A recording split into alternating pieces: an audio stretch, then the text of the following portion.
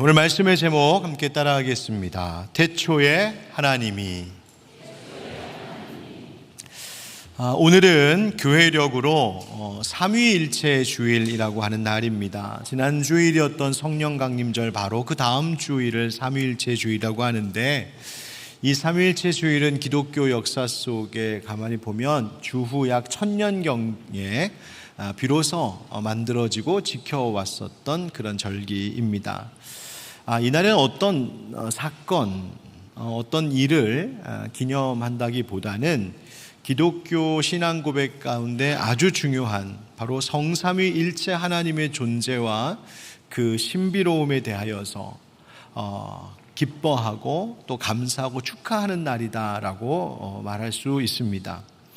여러분, 삼위일체의 교리를 어떻게 이해하고 계십니까? 삼위일체 교리 알듯하면서도 또 누가 딱히 설명하라고 하면은 뭐라고 똑부러지게 설명하기도 애매하고 참 어려운 교리가 바로 삼위일체 교리입니다. 셋이 하나로 또 하나가 셋으로 존재하시는 하나님의 그 존재 방식을 물리적인 제한을 받는 유한한 우리 인간이 그 인간의 경험으로는 다 이해할 수 없는 부분이 크기 때문에 그렇습니다. 다만 성경에서 증언하고 있는 것들을 근거하여서 우리는 삼위일체의 신앙을 받아들이고 그것을 고백하는 것이죠. 기독교 신앙 고백에 있어서 매우 중요한 웨스트민스터 신앙 고백문 가운데 보면 이 삼위일체 하나님에 대하여 이렇게 진술하는 것이 있습니다. 신성의 일치성 안에 벌써 말이 어렵죠. 성부, 성자, 성령의 세 위격이 계십니다. 그러니까 우리 하나님은 그 거룩하신 그 신성의 하나됨으로 계시지만 동시에 성부, 성자, 성령 세 위격으로 계신다. 이 셋은 한 하나님으로서 본질상 동일하시고 능력과 영광이 동등하십니다. 이렇게 우리는 신앙을 고백합니다. 이와 같은 교리를 뒷받침해주는 성경의 여러 구절들이 많은데 그 중에 하나를 꼽자면 우리 잘 아는 마태복음 28장의 말씀입니다. 그러므로 너희는 가서 모든 민족을 제자로 삼아 아버지와 아들과 성령의 이름으로 세례를 베풀라. 우리가 누구의 이름으로 세례를 베풀고 세례를 받습니까? 아버지와 아들과 성령의 이름으로. 그 말이 무엇이냐면 하나님은 분명 성부 하나님, 성자 예수님, 성령 하나님 세 위격으로 존재하고 계신데 우리의 신앙 고백이 뭐냐? 하나님이 바로 나의 아버지이십니다. 예수님, 당신은 하나님께서 내게 보내주신 구원자이십니다. 대속자이십니다. 성령님, 당신은 하나님께서 나를 인도하시고 나를 돕게 하시려고 우리에게 보내주신 하나님의 영, 그리스도의 영, 성령님이심을 믿습니다. 바로 이 성부, 성자, 성령 하나님에 대한 믿음을 우리가 고백할 때에 바로 우리가 구원받은 하나님의 자녀됨이 확증되는 것입니다. 여러분, 우리가 언제 주일 예배를 드리죠? 말이 이상하네요. 주일 예배를 언제 드리죠? 주일에 와서 드리죠. 여러분, 예배를 언제 와서 드려요? 주일에. 왜 하필이면 일, 월, 화, 수, 목, 금, 토, 일 중에 왜 우리는 일요일을 주일로 삼아서 이날 예배를 드릴까? 거기에도 삼위일체 교리와 관련된 의미가 있습니다. 바로 이날이 바로 성부 하나님께서 세상을 창조하시기 시작하신 날이기 때문에 그렇습니다. 또한 이날이 성자 예수님께서 십자가에 죽으셨다가 부활하신 안식 후 첫날이 되는 바로 일요일, 주일이기 때문에 그렇습니다. 또한 이날이 성령 하나님께서 임하셔서 교회가 세워진 날, 언제냐면 바로 오순절 마가의 다락방, 그곳에 성령께서 풍성히 임하신 그날도 바로 이 일요일, 주일이었기 때문입니다. 이처럼 삼위일체를 고백하는 신앙이라고 하는 것은 우리 기독교 신앙의 아주 중요한 기틀이 되고 있습니다. 그런데 그럼에도 불구하고 우리가 이 삼위일체 교리를 우리의 이성으로 이해하고 논리적으로 합리적으로 이해시키고 또 이해하기란 늘 한계에 부딪히는 것이 있는 것이죠. 잘 어렵습니다. 그런데 한번 여러분 이렇게 생각해 보시죠. 어떤 아주 유명한 세계적인 요리사, 미슐랭에서 막 별을 몇 개 받은 스타 셰프가 여러분을 위하여서 식탁 위에 멋진 요리를 한가득 차려 놓았다고 한번 상상해 보십시오. 배고프실 텐데 이런 상상을 하게 해드려서 그렇습니다만 한번 상상해 보세요. 앞에 식탁에 요리가 쫙 있습니다. 그런데 우리가 앉아서 그건 먹을 생각은 안 하고 계속 사진 찍고 휘적거리면서 이건 도대체 무슨 재료로 만들었을까 들여다보고 이거 조리법이 뭘까 계속 그것만 연구하고 있으면 그것은 이 음식을 차려준 요리사의 의도에 합하지 않은 것이죠. 어떻게 해야 되는 것이 좋습니까? 내가 잘 모르지만 재료가 뭔지도 모르겠고 이거 어떻게 만든지도 모르겠지만 아무튼 숟가락으로 한 술 푹 퍼서 입에 한가득 꽉 넣어서 먹으면서 맛과 향을 즐기고 야 맛있다 이렇게 맛있는 음식이 있었어 하면서 기뻐하고 감사하는 것, 사실 그것이 그 요리를 만들어준 이의 마음을 기쁘게 하는 일 아니겠습니까? 여러분 어떤 면에서 보면 기독교 신앙도 그와 같습니다. 삼위일체 하나님 그 교리 이성적으로 논리적으로 학문적으로 판단하고 분석하려는 것 어느 정도 어느 선에서는 필요한 일이기도 하고 유익함도 있겠습니다만 그거보다 더 중요한 것, 더 우선되어야 할 것은 우리가 그 삼위일체 하나님의 관계 안에 머물면서 그분이 그 삼위일체이신 하나님께서 그것을 통하여 우리에게 베풀어 주신 은혜의 맛을 맛보며 누리는 것. 그래서 우리의 마음속에 야 성부 하나님 하신 일이 대단하네, 성자 예수님 날 위해서 그 사랑 주셨네, 성령님께서 오늘도 나와 함께 하시네 하면서 그것에 기뻐하고 감사하고 즐거워하는 것, 바로 그것이 성삼위일체 하나님께서 우리를 구원하시고 우리에게 삼위일체로서 자신을 계시하여 주신 하나님의 마음에 합한 우리의 반응이요 응답일 줄 믿습니다. 그것을 누리며 살아가는 것이죠. 감사하며 사는 것이죠. 이런 그림 하나 소개하겠습니다. 언젠가 한번 또 언급했었던 그림이기도 한데요, 바로 이것입니다. 15세기 러시아의 안드레이 르블요프라고 하는 화가가 그린 삼위일체, 트리니티, 삼위일체라고 하는 제목의 그림입니다. 이 그림은 사실 동방정교회의 이콘으로 쓰이기도 하는 아주 유명한 그림입니다. 지금은 모스크바 트레차코프 미술관이라고 하는 곳에 소장되어 있다고 하는데, 이 그림이 왜 삼위일체일까? 사실 이 그림의 배경은 창세기 18장의 이야기입니다. 창세기 18장에 아브라함과 사라 이 노 부부가 만난 세 사람에 대한 이야기를 배경으로 한 그림입니다. 그 창세기 18장 1절에 보면 성경이 이렇게 우리에게 증언합니다. 여호와께서 마므레의 상수리 나무들이 있는 곳에서 아브라함에게 나타나시니라. 그러니까 이 아브라함을 방문한 세 사람이 등장하는데, 그의 등장, 그가 아브라함의 집을 방문한 일은 여호와 하나님께서 나타나신 사건이었다라고 이미 말하고 있습니다. 이 세 사람을 아브라함이 정성껏 대접합니다. 빵을 구워서 대접하고, 송아지를 잡아 고기를 대접하고, 엉긴 젖과 우유를 준비하여 자극진히 대접합니다. 아마도 그들이 보통 사람은 아니었던 것을 아브라함도 알았던 것 같습니다.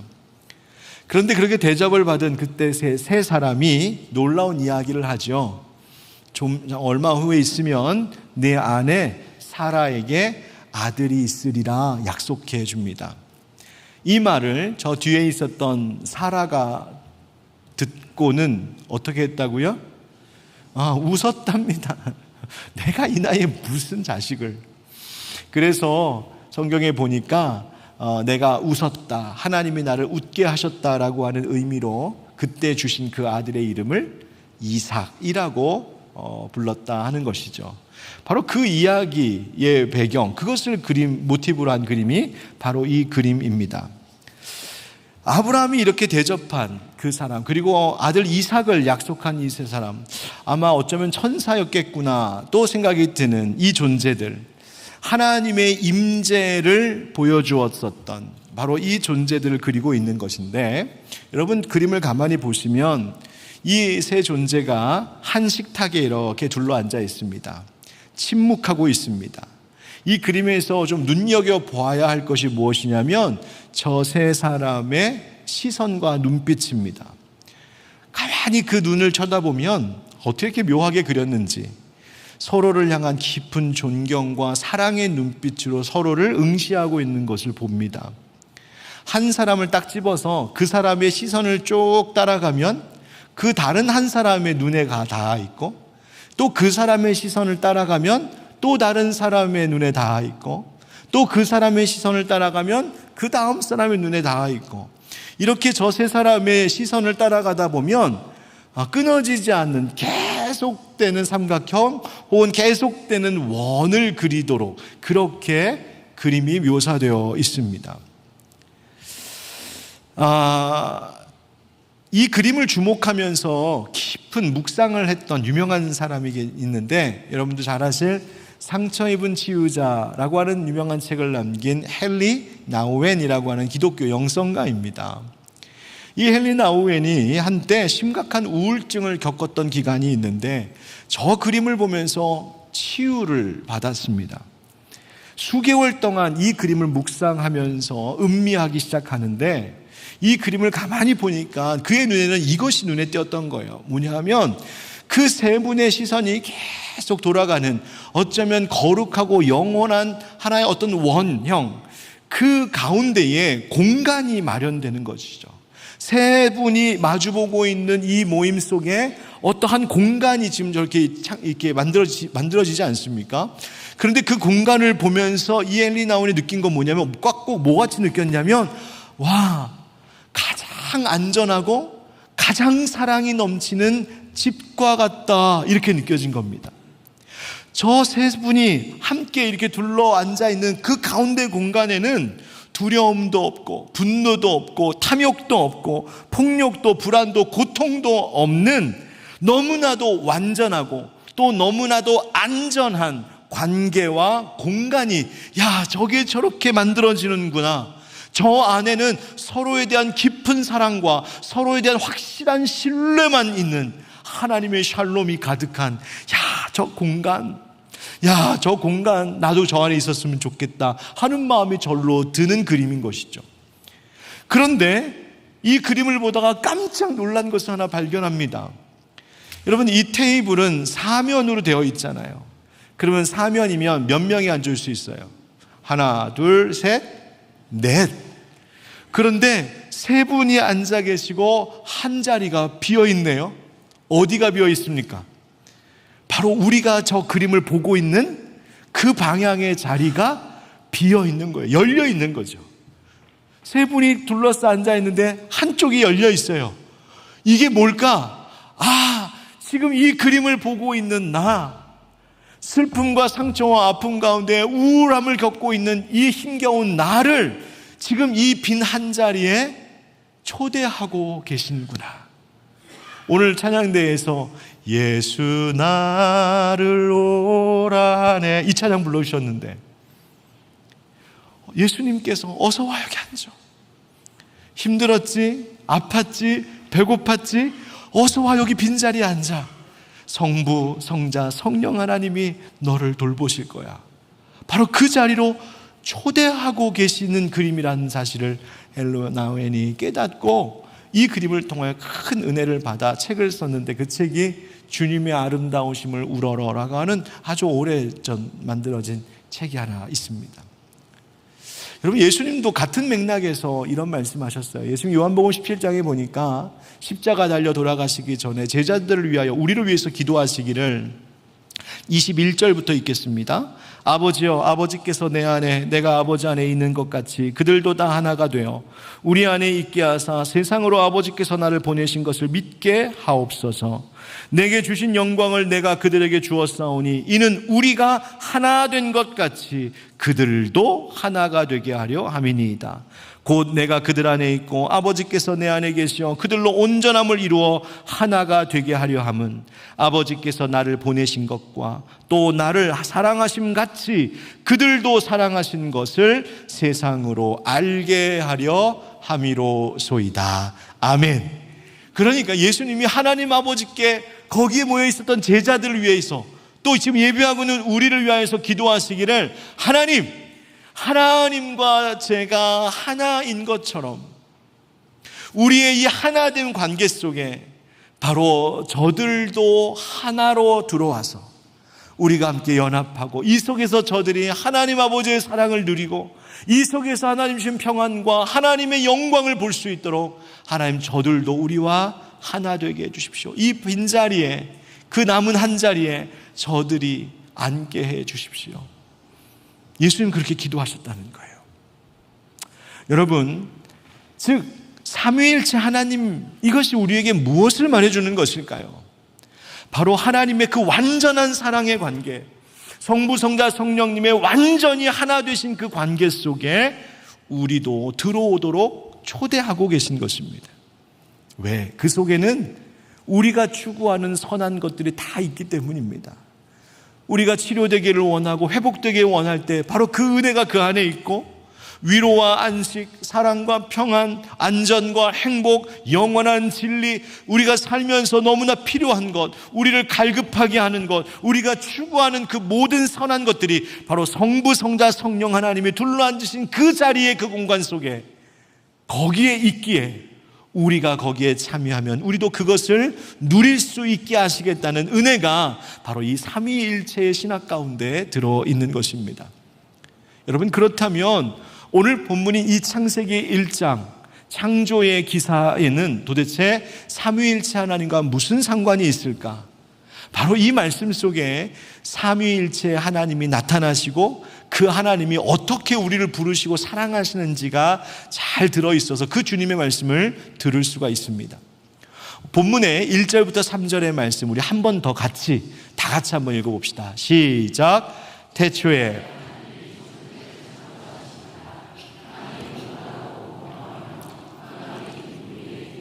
하나님의 영은 수면 위에 운행하시니라. 하나님이 이르시되 빛이 있으라 하시니 빛이 있었고. 아멘. 하나님이 창조하시기 전에 이 태초의 상태를 성경이 말하기를 혼돈과 공허와 흑암이라고 이야기합니다.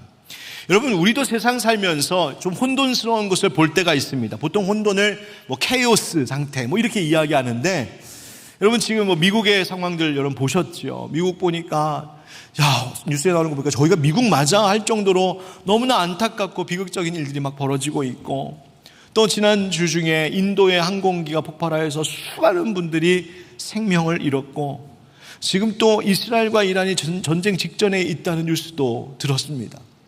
세계 곳곳에 막 무질서와 혼돈과 아픔들이 가득합니다. 그런데 우리가 세상에서 보는 혼돈과 이 어려움들은 내심 어느 정도 시간이 지나고 어떤 조치가 취해지면 그래 다시 질서로 돌아올 거야, 회복될 거야 라고 하는 기대를 그래도 갖게 하는 일들일 텐데, 창세기 1장에서 나오는 혼돈과 공허와 흑암은 어떠한 기대도 어떠한 희망도 가질 수 없는 절대적인 절망을 이야기합니다. 아무것도 없는, 아무것도 기대할 수 없는. 그런데 하나님께서 그 아무것도 없는 곳에다가 무언가를 만드셨고 아무 희망도 가질 수 없는 그 자리에 희망의 빛을 비추시기 시작합니다. 어떻게 하시는가 보았더니 하나님의 영이 그 수면 위에 운행하셨답니다. 이 운행하셨다라고 하는 말은 하나님의 영, 곧 성령께서 마치 어미새가 알이 부화되도록 품는 것처럼 그때에 그렇게 따뜻함으로 품을 때에 생명이 시작되는 것처럼 하나님의 영 성령께서 아무것도 기대할 수 없는 그 혼돈과 공허와 흑암의 이 세상을 끌어안고 품으셨다는 이야기입니다. 여러분, 혹시 이런 경험 있으십니까? 아이가 막 무엇 때문인지 발버둥 치면서 울고 난리가 났을 때, 아이가 아파서 어찌할 줄 모를 때에 엄마 아빠도 어떻게 할 수가 없으나 그냥 와락 끌어안고 아무 말 하지 않고 이 아이가 안정될 때까지 꼭 끌어안고 기다리면서 그렇게 아이를 품어보신 적 있으십니까?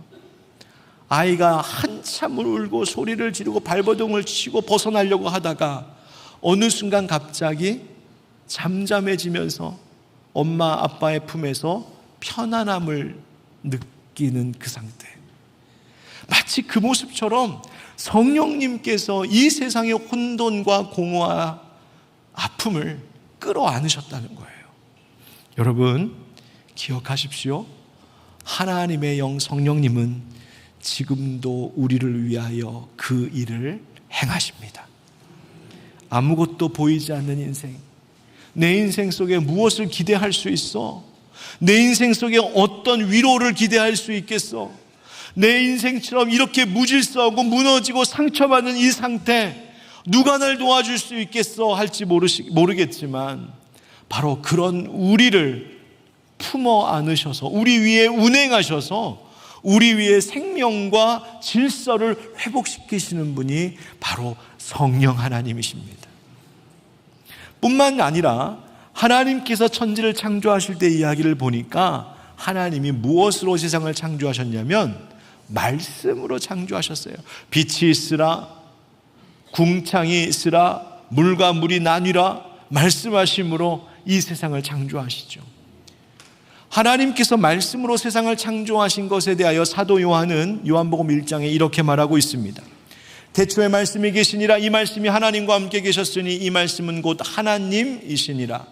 그가 태초에 하나님과 함께 계셨고 만물이 그로 말미암아 지은 바 되었으니 지은 것이 하나도 그가 없이는 된 것이 없느니라. 우리 14절 다 같이, 말씀이 육신이 되어 우리 가운데 거하심에 우리가 그의 영광을 보니 아버지의 독생자의 영광이요 은혜와 진리가 충만하더라. 할렐루야, 아멘. 말씀이 육신이 되어 오신 분이 누구시죠? 예수 그리스도, 바로 성자 예수님이시죠. 이처럼 하나님께서 이 세상을 창조하셨던 그 창세기 1장의 기사를 가만히 읽어보면 성부 하나님만 계셨던 것이 아니라 성령 하나님께서 운행하시고 말씀으로 성자 예수님과 함께 하심으로 온 세상의 천지 만물이 창조되는 그 일에 이 세 분이 함께 동역하셨던 것을 알 수 있습니다. 여러분, 바로 그 성삼위일체 하나님께서 오늘도 나와 우리와 이 예배 가운데 함께하고 계심을 믿습니다. 여러분, 이 말씀을 조금만 더 깊이 들어가 보십시다. 우리가 아마 성경 암송하는 것 한번 말씀해 보세요. 그러면은 이거는 하실 수 있을 것 같아요. 창세기 1장 1절, 태초에 하나님이 천지를 창조하시니라. 그런데 이 대초하는 천지를 창조하시니라고 하는 이 한 절을 이렇게 새롭게 읽어보면 어떨까? 한번 말씀을 묵상하는 가운데 깨닫게 됐습니다. 첫 번째, 따라하겠습니다. 태초에 하나님이 모두를 창조하시니라. 여러분, 성경은 하나님께서 세상을 창조하신 이야기로 시작이 됩니다.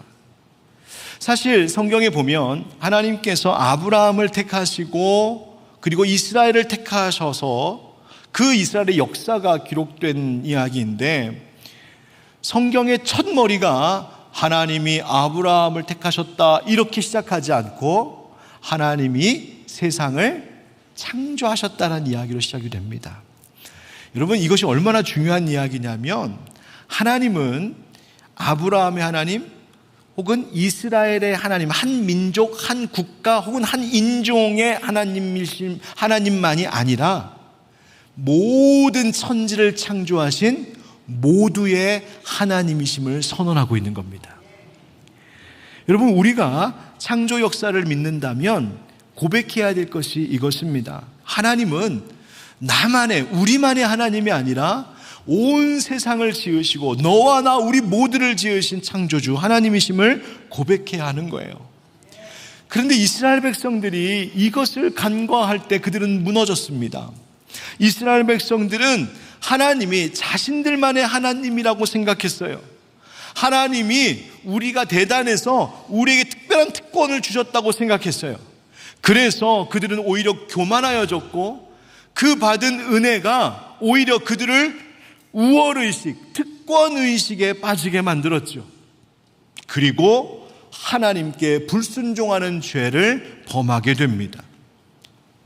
또 하나님께서 이 아브라함과 이스라엘을 택하신 이유는 그들로 하여금 만인을 온 열방 가운데 복의 근원이 되라고, 너희를 통하여서 하나님이 누구신지를 알게 해야 된다라고 하는 거룩한 사명을 준 제사장 나라로 이 이스라엘 백성들을 삼으신 것인데, 그들은 특권의식에만 빠져 있었고 그 사명을 온전히 감당하지 못했습니다.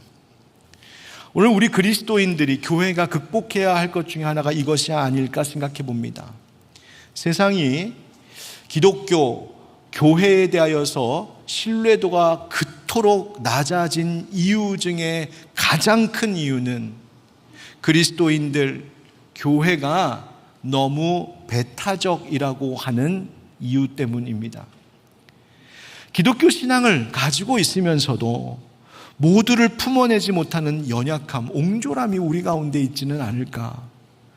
복음을 알지 못하는 사람들, 예수 안 믿는 사람들, 나와 다른 사람들, 내 생각과 다른 사람들, 여러분 혹시 그냥 무시하고 비판하고 멀리하는 것에 우리가 너무 익숙해 있지는 않습니까? 온 천지 만물을 창조하신 하나님, 이 세상을 사랑하시고 이 세상을 모두 품으신 하나님, 그래서 예수님도 말씀하시기를 하나님이 세상을 사랑하사 독생자를 주셨으니, 하나님이 아시아만, 하나님이 유럽만, 그것이 아니라 온 세상을 사랑하신 하나님. 여러분, 그 삼위일체 하나님의 사랑에 초대받은 우리라면, 그 빈자리에 들어오라고 초대받은 우리라면 우리도 그 하나님의 넓으신 마음을 닮아가야 되지 않을까요?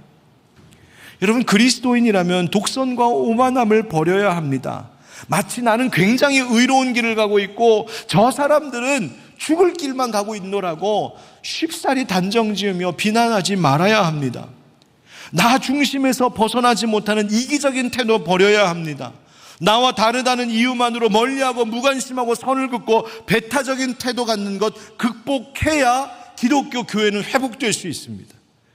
여러분, 잊지 마십시오. 하나님은 나와 우리만의, 심지어 우리 교회만의 하나님이 아니라 모두를 창조하신 모두의 하나님이심을 믿는 우리가 되기를 간절히 소망합니다. 그래서 모두를 소중하게 여겨야 합니다. 나와 부딪힌 사람들, 나와 관계가 껄끄러운 사람들, 나에게 심지어 상처와 아픔을 준 사람들, 가까이 하고 싶지 않은 불편한 사람들, 그들도 하나님이 창조하신 사람들임을 기억할 때 우리는 그들을 조금이나마 더 품어낼 수 있는 마음을 갖게 됩니다. 내가 잘 모르는 사람도, 직접적인 관련이 없는 사람도, 심지어 지구 반대편에 있는 사람들도 하나님이 창조하신 사람들임을 기억할 때 그들의 아픔이 오늘 나의 기도 제목이 될 수 있습니다. 여러분, 지금 미국에서 일어나는 상황들, 불법 이주민들을 향한, 이민자들을 향한 이 정책, 저들이 정말 그 한 사람 한 사람이 하나님께서 창조하신 사람들이라는 것을 조금만 더 생각한다면 지금처럼 그렇게 거칠게, 지금처럼 그렇게 비극적으로 일을 진행했을까 싶습니다. 인도에서 항공기가 폭발해서 수많은 사람들이 목숨을 잃은 그 일, 그것이 남의 이야기가 아니라 내가 함께 가슴 아파하며 기도해야 될 이유도 거기에 있습니다. 전쟁의 상황 가운데 이런저런 모양으로 고통 중에 있는 이들, 그들을 위하여서 내가 한마디의 말이라도 기도해야 될 이유가 거기에 있습니다. 사랑하는 성도 여러분, 우리 삼위일체 하나님을 닮아 모든 사람들을 귀히 여길 줄 아는 넉넉한 사랑의 마음을 갖는 우리가 되기를 예수님의 이름으로 축복합니다. 두 번째로 이 1장 1절을 이렇게 한번 읽어보면 좋겠습니다. 따라합시다. 태초에 하나님이 사랑하시니라. 여러분, 하나님께서 왜 세상을 창조하셨을까요? 이유는 인간을 사랑하시기 때문입니다. 창세기 1장에는 하나님께서 이 천지 만물을 창조하신 6날의 기사가 잘 기록되어 있는데, 가만히 보면 처음 세 날은 하나님께서 빛과 하늘과 물과 땅과 바다를 만드시죠. 즉 이 세상 가운데 시간과 공간을 창조하십니다. 그리고 다음 세 날 동안에는 그 안에서 살아갈 수 있는 식물과 동물, 거기에 다실 해와 달과 별을 두시죠. 그리고 나서 맨 마지막에 여섯째 날에 누구를 만드세요? 바로 사람을 지으십니다. 다시 말하면 창세기 1장의 창조기사는 하나님께서 하나님이 사랑하시는 그 인간이 살아갈 수 있도록 미리 닷새 동안 열심히 사람들이 살아갈 수 있는 모든 환경을 하나님이 예비하여 창조해 두신 겁니다. 그리고 하나님이 인간을 지으셨어요. 뿐만 아니라 그 지으신 모든 것들은 단독적으로 마구 존재하는 것이 아니라, 각자 알아서 사는 것이 아니라, 성경에 보니까 이것은 이것의 먹을거리가 되게도 하시고, 이것은 이것을 돌보아야 할 책임이 있게도 하시면서 서로의 필요를 공급하고 서로의 생명에 기여하고 서로가 서로를 돌볼 수 있는 관계로 이 세상을 창조하셨어요. 여러분, 이것이 무엇을 의미할까요?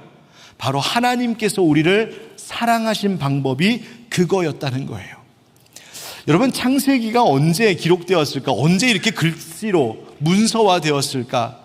여러 가지 학설들이 있지만, 많은 성서학자들은 이야기하기를 아마도 유다 백성들이 바벨론의 포로로 끌려갔을 때 자신들의 이 비참한 상황 속에서 자신들의 역사와 신앙을 돌아보며 그동안 들어왔었던, 전승되어 왔었던 것을 문서로 기록한 것이 아니겠느냐, 그렇게 보는 학자들이 많습니다. 여러분, 한번 만약 그렇다면 한번 상상해 보십시오. 바벨론의 포로로 유배당하고 있었던 유대인들, 그들이 생명처럼 여기는 예루살렘 성과 그 성전을 다 잃어버리고, 친척들을 다 잃어버리고, 고향 땅을 잃어버리고, 그 바벨론 유배지에 와서 포로 생활하고 있는 그 비참하고 고통스러운 삶 동안 그들은 무슨 생각했을까요? 하나님, 우리를 버리신 거 아닌가? 하나님 정말 날 사랑하실까? 하나님 우리 민족에게 관심이 있으실까? 그런데 그때 바로 하나님께서 그 유대인들에게 이것을 기억나게 하시고 쓰게 하신 것이죠. 얘들아, 하늘을 올려다봐. 왜요 하나님? 저기 떠있는 해를 봐. 보이니? 내 하나님, 그거 내가 너희들 위해 지은 거야. 밤에 너무 무섭고 슬퍼서 울고 있는 백성에게 하나님 찾아오셔서, 야, 잠깐만 눈물을 거들고 하늘을 좀 봐. 왜요 하나님? 저기 달 보여? 네. 저기 별 보여? 네. 그거 너 때문에 만든 거야. 하나님께서는 이 세상의 천지 만물을 지으시고 다스리심이 바로 지금도 그 바벨론의 포로로 끌려가 고통 가운데 있었던 유다 백성들을 사랑하시기 위하여 그 모든 것들을 운행하고 계시다는 것을 이 유대 백성들은 깨달으며 그것을 기록으로 남기기 시작했어요. 태초에 하나님이 천지를 창조하셨는데 그게 우리를 사랑하신다는 이야기래. 여러분, 저녁이 되고 아침이 되니 그 다음 반복되는 말이 무엇이냐면 하나님이 보시기에 좋았더라. 여러분, 만약에 누군가가 여러분을 보고서 참 좋아 보이세요. 그러면 어떠세요? 뭐 생각도 뭘 그런 말을 이런 그러세요? 아니요. 얼마나 좋아요.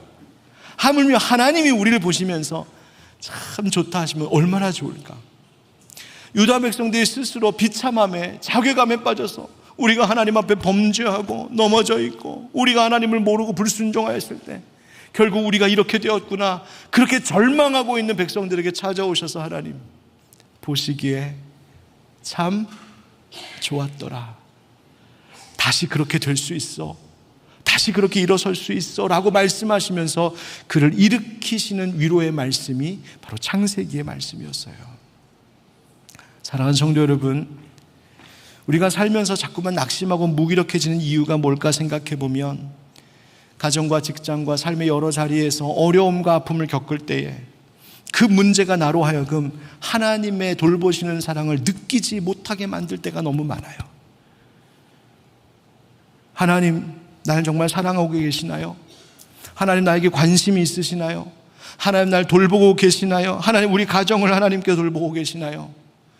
여러분, 바벨론의 유배당에 있던 포로 유대 백성들처럼 하나님의 사랑에 대해서 의심이 되거든 여러분, 제가 오늘 알려드리는 꿀팁을 실천하십시오. 자꾸 그런 의심이 들거든 성경책을 딱 들고 오늘 본문 창세기 1장을 딱 펴서 손가락 껴서 가슴에 품고 밖으로 나가세요. 하늘이 잘 보이는데 가십시오. 밤에 특별히 밤에. 또 괜히 비 오는 날 밤에 흰 옷 입고 나가면 사람들이 오해하니까 그렇게 하지 마시고 좋은 날, 날씨 좋은 때 성경 끼고 그리고서 오늘 말씀을 찬찬히 한번 읽으십시오. 그리고 고개를 들어 하늘의 별을 바라보십시오. 5분만 쳐다보십시오. 5분만. 아마 성령께서 그 마음 가운데 감동 주실걸요. 너 저기 별들 보이니? 저 멋진 달이 보이니? 그거 너 때문에 하나님이 만드신 거야. 너 사랑하셔서, 너 돌보시려고, 너 지키신다는 증거야.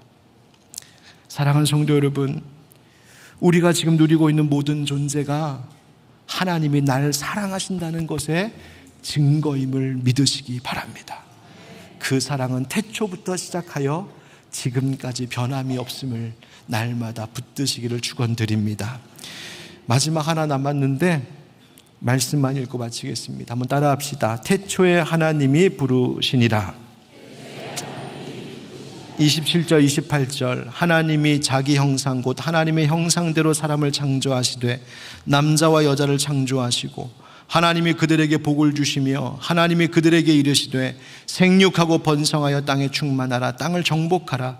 바다의 물고기와 하늘의 새와 땅에 움직이는 모든 생물을 다스리라 하시니라. 아멘. 여러분, 하나님이 일하실 때, 즉 하나님이 이 세상을 창조하실 때 어떻게 일하셨을까요? 로마 그리스 신화에 보면 그 신화에 나오는 신들은 앞에다가 멋진 식탁에다 음식 가득 차려놓고 하프 연주 들으면서 파티 즐기는 신들의 모습이 많이 나옵니다. 우리 하나님 그러셨을까? 아닐 것 같아요. 우리 하나님 책상에 앉아갖고 저기에 바다가 있으면 좋겠네, 저기에 풀이 좀 많이 자라면 좋겠네, 하나님 그렇게 하지 않으셨을 것 같아요.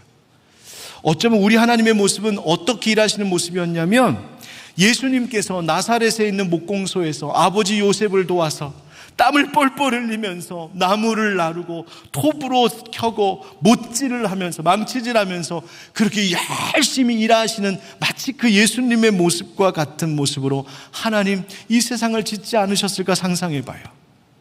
그런데 하나님이 그렇게 정성으로 지으신 이 세상을 성경에 보니까 사람들에게 생육하고 번성하고 충만하고 정복하고 다스리라고 말씀하세요.